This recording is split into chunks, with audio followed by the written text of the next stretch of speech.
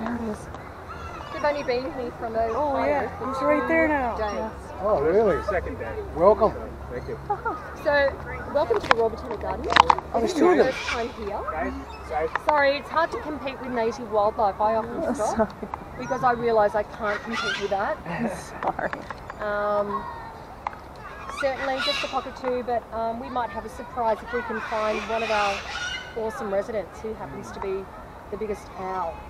Oh. Yeah, found in Australia. In fact, it's called a powerful owl, so just imagine how big. And imagine, the fact that he's a pretty awesome predator. We find faceless possums and faceless bats, so they do very well. So this is a really significant site for a lot of reasons. I know it looks like a pretty garden to you, not quite like a national park. Everything is just beautiful paths deliberately planted. This is also the site of the first European contact with the first Australians. So when those 11 ships came out here in 1788 from Europe or from England, this is where they decided to establish the first farm, or first European farm in Australia. And this is the site, I suppose, where they cleared the land. Unfortunately, 90% of what you see was cleared, however, it was replanted. So the fact that we can enjoy such a beautiful, vast, garden so close to the city is quite extraordinary, and you're not even made to pay to come here. Okay, but very different to a national park. But we do have native plants that are super adapted to living in a harsh environment, whether that be flooding, bushfire prone land. If you think about how big Australia is, we've got lots of different environments. Would you agree? Mm-hmm. Do you have a similar environment across your state? No? No. we don't have any tropics. Mm-mm. So you would have a similar climate throughout the state, or not so much? Well, we have a little bit of desert and lots of grassland in the middle. Yeah. Whereas for us, if you think about the Daintree rainforest, we can go from tropical rainforest to temperate rainforest found in Tasmania, like completely different. And then when you think about the centre of Australia, again, very dry. So that's why our plants are so special. And we have about, I think, 98 endemic species. So only found in this country. And you've been learning about the isolation of Australia and why our plants and even our animals. I also happen to teach at the zoo. And we've got some pretty awesome native animals as well. Have you heard of the platypus and the echidna? Mm-hmm. Oh yeah. Okay. Do you know that there's a story that when the English first arrived, they actually thought that the platypus was a hoax. Mm-hmm. They actually thought that they took sort of a beaver and a few other animals and sewed them together. So when the specimen was actually shipped back to England, they were looking for stitching marks. So, and they're also egg-laying mammals, so very, very super important. So you're going to learn about plants, you're going to learn about culture. Please ask us questions. I'm not an Indigenous person. I do have a European background. My family are actually from another country, but I was lucky and fortunate to be raised in this really awesome, grand environment. But I'm going to hand over to Terry so he can say hello and he can do an acknowledgement. Here in Australia we do an acknowledgement to the local Indigenous people, because Australia is a very different, I suppose, if you look at a traditional map of Australia in terms of Aboriginal people, you'd be looking at what would appear to be like Europe. So lots of different tribes, lots of different countries. When we think about Australia today, we look at it as one country. To Aboriginal people, it's completely different. They had their states and their territories and their boundaries, but I'm not going to step on Terry's toes. I'm going to let him introduce himself. Did I tell you who I was? No. I'm Patty. I've actually got a very American Christian name. So Patty, I don't know where that came from, but that's me. And I'm a former high school maths teacher. Mm-hmm. Okay, I'd like to start by saying Yamagaru to everybody. Can I get a Yamagaru from everyone? Yamagaru. What do you think that means? Welcome, well met. Hello, welcome, same thing. So when we say goodbye, we can also say Yamagaru. So I'll test you at the very end. Okay. See if you remember. But Terry Crawford's my name. I'm a Barkindji man, and my people come from northwest New South Wales. So you go over them blue mountains in the distance, across the tablelands into the outback of New South Wales. Now I come from a small town called Brewarrina, which is the home of the ancient Aboriginal fish traps. And what that is, it's a stone arrangement in the river out there. which is dated around 40,000 years old. It's older than the pyramids, and they actually remain today. And us Aboriginal people still use those fish traps for gathering our food. Now, being a Barkindji man, we have a deep connection with the river out there. So we live on mostly the Darling River and the upper parts of the Murray River. So they're very famous rivers here in New South Wales, probably the biggest rivers to be exact. But being an Aboriginal person here in Australia and having the opportunity to grow up on traditional lands, I wouldn't change it. I wouldn't have it any other way. So, you know, when it comes to food source, we rely a lot on our countries, traditional countries where we come from. So obviously, being a river person, our favourite food is fish. Pretty much like the saltwater people. So you hear Aboriginal people on the coast call themselves saltwater people. That's because they live by the ocean, where we call ourselves freshwater people. So we do get a lot of fish. The types of fish we get out there, Murray cod, Australia's largest freshwater fish. So if we've got any fishermen here, or fisher women, as we say. Fisher people? The fish we got out there, no exaggeration, they're up to this big and about that big. So they can weigh anything up to 50, 60 kilos. Wow. Big ones. So when we catch those, we obviously like to share as well, because you can't eat a fish that big on your own, even if you tried. But you know, we also get other animals out where I come from, so we like to hunt for emu and kangaroo and things like echidnas as well, and even the odd goanna as well, which are our large lace monitors that we have here in Australia. So during our walk today, we're going to take a walk through our caddy garden, which is dedicated to the Gadigal people. So they're the local tribe of this area. So I always like to acknowledge past, present and future custodians of the Gadigal people. Very important to show our respect for the land that we walk on, and for me too, to show that respect, being a Barkindji man walking on someone else's country. So quite often you'll hear Aboriginal people say country, talking about their traditional lands as well. So we will also take a walk down to the foreshore, and we can share a bit of history about the harbour down there. And like Paddy said, this is a very significant place, because when you look at it, modern Australia to what it is now, that's where it began. So there were first encounters there between the Aboriginal people of Sydney and the British. Not a pretty history at all, but that's a part of Australian history, and I guess there's histories in other parts of the world as well when it comes to traditional custodians of certain lands as well. It also allows us to have, I suppose, an appreciation. Part of this could be, you know, we're not here to tell you that there's a right or a wrong side. It was a very traumatic start to Australia's, you know, to, I suppose, the European perception of this place. But certainly I'm very grateful, because I wouldn't be living here had it not been for the fact that Australia's native people and its origins were very accepting. Yeah, well, my great-grandfather, he was a full-blooded Scotsman. That's where I get the name Crawford from. My mother's actually doing a bit of ancestry searches at the moment, and she's found over 3,000 relatives of mine, and my family is the only Aboriginal side to that Crawford family. And it was my great-grandfather that married a full-blooded Aboriginal woman, and we branched off, and you know, we've got our family, but now we're finding the rest of our family, which is really, really interesting. And actually, she's found ties right back to the Shetland Islands for that side of my family. That's incredible. Do you guys have any questions of us before we start? Please lock them away. Please don't hesitate to ask. There are no dumb questions as far as we're concerned. So even if there's something that you want to ask and you're kind of not sure whether it's appropriate or dumb, nothing like that. Okay? As far as we're concerned, we're here to share. If I can't answer and Terry can't answer, then we can certainly lead you in the right direction. But enjoy the space, enjoy the tour, and don't worry about the rain. I think that gives it a really nice edge anyway. And we're not made of sugar, so we're not going to melt, right? Like the little kids that have nightmares, you know, when they see one drop of water. Okay, so... All right, so we might start by heading around this way. We're going to take a look at a beehive. All right. Sweet. Yeah. Anyone here allergic to bees? Well, these bees are native bees, so nothing to worry about. They're friendly. They do not sting. That's good.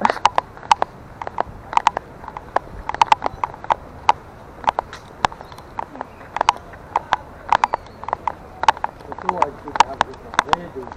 Yes, they tell us a lot about the weather purely by looking at them Yeah. and their behaviour. That's cool.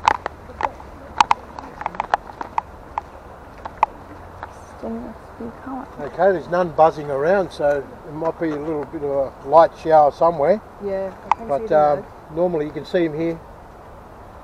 Normally they're all out and about, so when it hits around 20 degrees and above, they're all out buzzing around. So when you see them all very, very active, there's no rain about. But as soon as the rain clouds roll in, if there's any rain about, these guys pick up on it and they're straight back into the hive. Now there's about 10,000 bees in this colony. All Australian native bees do not sting. I love that. In New South Wales alone we have 21 different species of native bees, so there's quite a few throughout Australia. Now they do produce honey, unlike the European bee. The European bee was brought here because they produce lots of honey. And my enemy number one. Haven't been stung for over 25 years, but the last time I got stung was on the eyebrow and my eye was out here, and people were asking me, did you have a fight? I said, no, I actually got hit by a bumblebee. Oh. And my eye was out here, but I haven't been stung since, luckily enough. But you know, they produce honey very slowly, so it is nice to eat, but also has a lot of healing properties. Anyone here use Manuka honey? It's a honey from New Zealand, has a lot of healing properties. It's really good for like if you've got sore throats, coughing and all that sort of stuff. Well, this honey here has those same properties, but you can also use the wax and that like an ointment. So it has healing properties in it, and wax is really, really good for a nasty wound. It'll keep it clean, it'll stop it from getting infected, and it'll also heal it and minimise the scar as well. So normally they would cut an access hole into a nest, the Aboriginal people, big enough for a child to get their hand in there. They wouldn't want to make it too big, otherwise it interferes with the hive, and they'll send the kids out to climb the trees and bring the honey back for them as well. Okay, so we'll just take a little step up into the garden here. There's a plant in here I'd like to show you.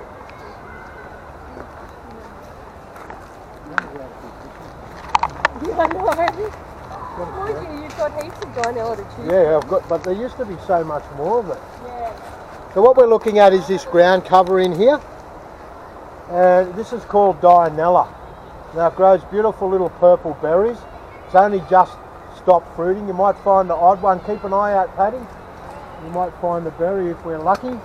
Now the berries that grow on here are full of vitamin C, very highly concentrated. Come on up in here so everyone can come up. Now we like to call these a super fruit.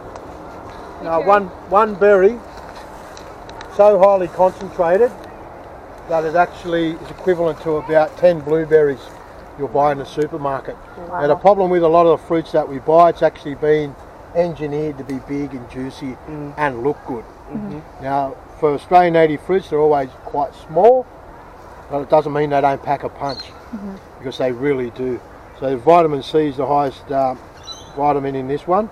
If we split that one open, this one is not fully ripened, but normally the juice is really like a blue colour, so that actually women would use the juice out of these berries as a dye.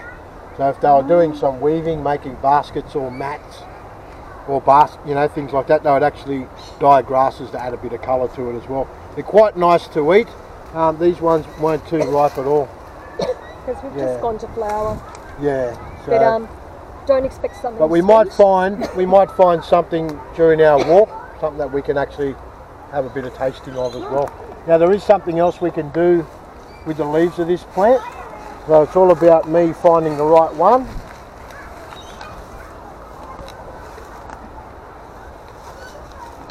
I'll see if I can help you. Oh, could there be something there, Terry? Second one from the outside? No, I'm not good at this. I'm still learning too. Might get lucky here. So you can see this plant how it grows like a fan. It sort of fans out like that. Well, if you pick the second leaf from the outside, it's got to be nice and straight. If it's bent on the bottom, it's not going to work. So I've picked a leaf and it's got a little hollow in the end of it. And if you blow into them, it's going to make a fool out of me. It gives off a really high-pitched sound. Oh, that's cool. That's so cool. That's a quiet one. Normally a lot louder.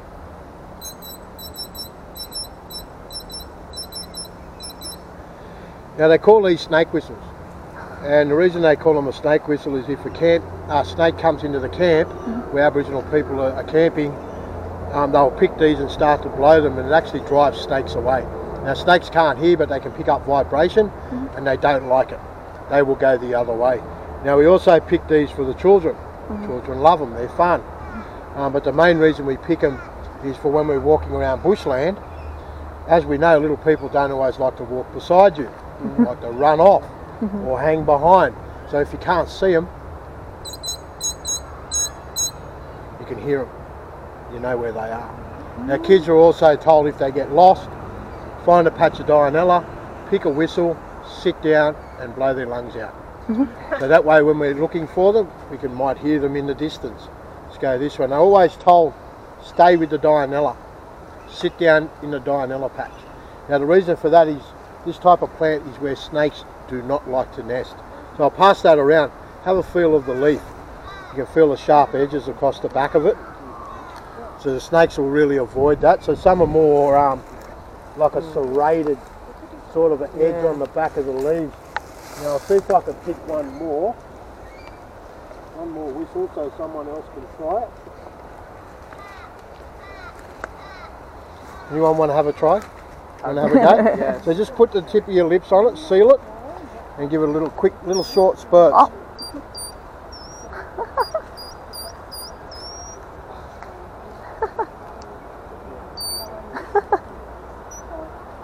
So just on the tip. So just hold the tip. So if you're going to squeeze it, you've got to squeeze it flat. Is it flat? Yeah, just not too hard, just gently. No, I think we've lost it. That's all right. So just keep giving it a go. Because sometimes you've got to play with them. Sometimes if you squeeze it too hard, it'll just ruin it as well. Okay, so we'll step back out onto the pathway and we'll take a walk down to our caddy garden.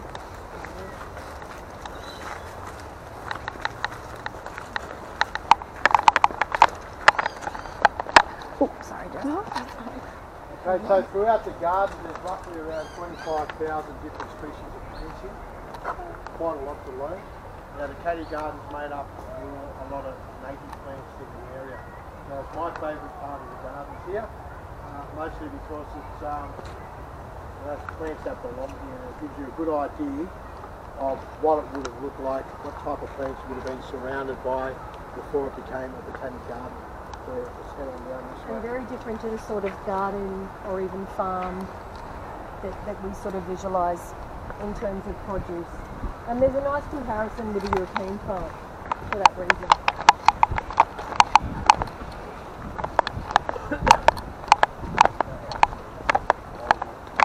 Yes. Never had this one. It'll happen. You know that one thing. Someone will probably watch it and pull it through. Oh no, it's still there. Oh, look at the cactus.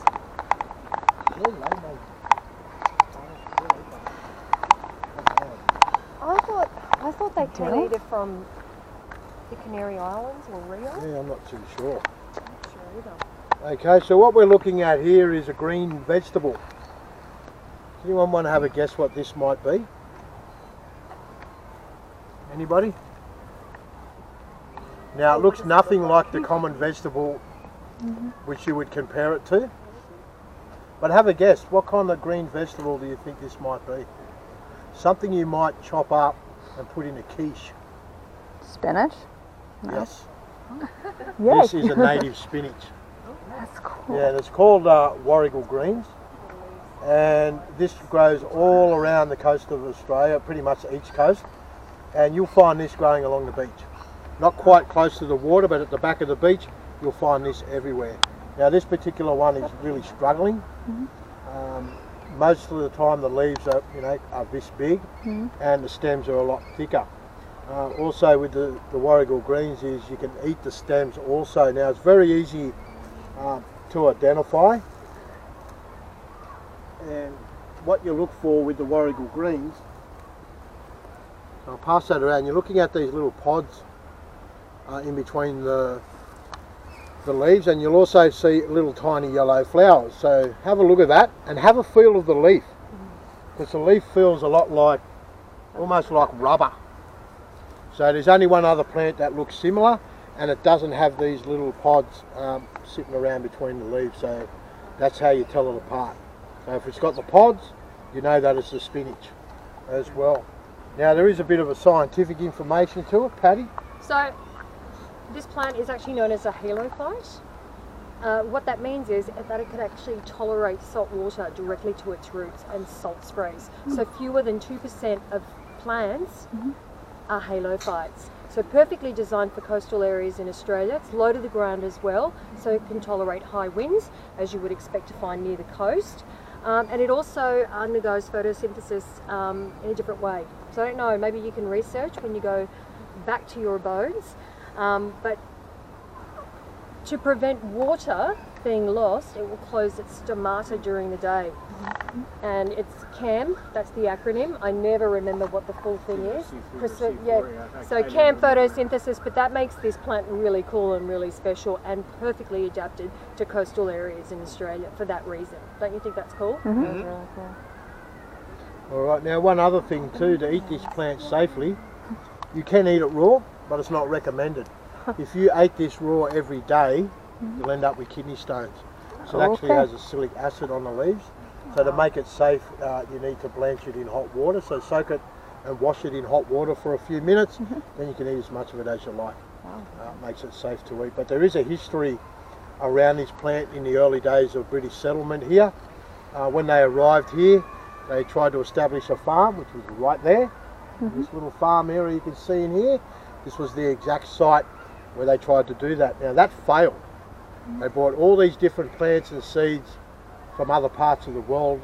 They collected some on their way here from England, and it didn't work. It wasn't suitable. The soil around here was too sandy and they couldn't grow anything, so their farm failed.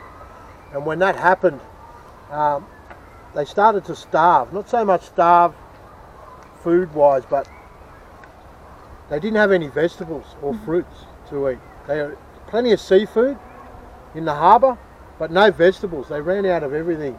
So a lot of them got really sick with scurvy. And when that happened, the governor at the time, Arthur Phillip, who was also the captain of that first fleet, he became quite desperate. And one thing that they all realised, that the Aboriginal people here were healthy, really healthy, and he needed knowledge from them. Now they noticed that they'd been eating the black beans. They thought they could eat them too. They got into them. A handful of them died. They didn't realise that there was a process that the black beans need to go through before you can eat them. And that process is roasting the beans in the fire. Now they're about that big, the pods are about that long, has 4 or 5 big beans. So they roast the beans in the fire for about 45 minutes to an hour in the ashes. Then they chop them up, they put them in a basket. Then they put that basket in running water for 1 week to flush all the toxins out. Then they'll grind them up, make like a dough-like substance, flatten it out over hot rock on the fire and cook bread cakes. British didn't know that, they just thought they could eat them.